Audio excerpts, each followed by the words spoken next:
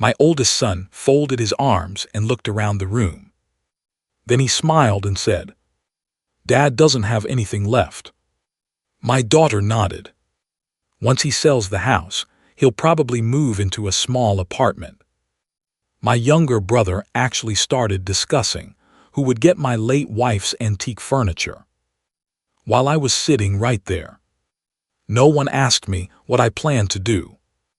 No one cared. They had already decided I was a broke old man living on memories. So I stayed quiet. 1 week later, my entire family gathered in my attorney's office, expecting to divide what little they thought I had left. Instead, they discovered I'd made one final decision that changed every one of their lives. My name is Thomas Walker. I am 58 years old and I live in Nashville, Tennessee, USA. For 35 years, I owned a successful industrial supply company. I sold it shortly after my wife, Linda, passed away.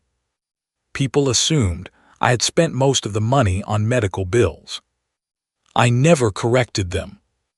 After all, the people who truly cared about me never asked how much money I had. They asked how I was doing. Unfortunately, those conversations became increasingly rare. As the months passed, I noticed something unsettling. My children only called when they needed financial help. My younger brother constantly hinted that maintaining my house was too expensive. Even my sister suggested I sell my late wife's jewelry before things got worse.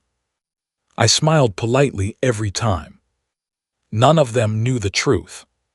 The sale of my business had quietly provided financial security for the rest of my life. I simply chose to live modestly. I drove my 12-year-old pickup, mowed my own lawn, shopped with coupons, not because I had to, because I wanted to. The turning point came at Thanksgiving. I walked into the dining room just in time to hear my son say, "Dad probably won't leave much behind anyway." My daughter replied, "At least the house is worth something." Neither of them realized I was standing in the hallway. That conversation hurt more than I admitted. Not because they thought I was broke, because they were already talking about my belongings while I was still alive. The following Monday, I called my estate attorney. Over the next several days, we updated every document. I kept enough for my own future and made sure my children would still receive meaningful inheritances. But I made one major change. Nearly half of my estate would now establish vocational scholarships for students pursuing skilled trades. Another portion would fund housing assistance for widows and widowers over 55. Linda had always believed in helping people build independent lives. I wanted our money to reflect those values. A week later, I invited my family to the attorney's office. They assumed I was finally discussing how to divide my estate. My brother even joked, "Guess we'll find out who's getting the house." I simply smiled. My attorney opened the meeting by explaining my updated estate plan. As he described the charitable trust and scholarship fund, the room grew unusually quiet. Then he explained what remained for the family. Enough to help, not enough to fight over. My son's expression changed immediately. My daughter looked stunned. My brother couldn't hide his disappointment. Finally, my daughter asked, "Why would you give so much away?" I looked around the room before answering. Because I spent the last year learning the difference between people who loved me and people who were waiting for me.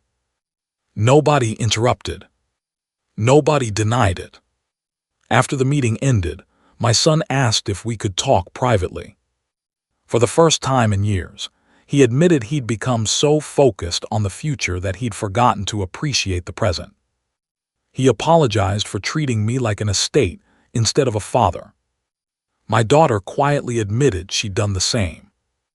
Those conversations meant more to me than any amount of money ever could. The scholarship program launched the following spring. At the dedication ceremony, I watched dozens of young apprentices receive opportunities they otherwise couldn't afford. For the first time since Linda passed away, I felt like her kindness was still changing lives. Today, I still live in the same house. I still drive the same old pickup. Most people still assume I'm just another retired man living on a fixed income. And I'm perfectly happy letting them believe that. Because real wealth isn't measured by the size of your bank account. It's measured by the choices you make when nobody knows what's in it. My family thought I was broke because they judged my life by appearances. They never expected that my final decision would become the richest legacy I could ever leave behind.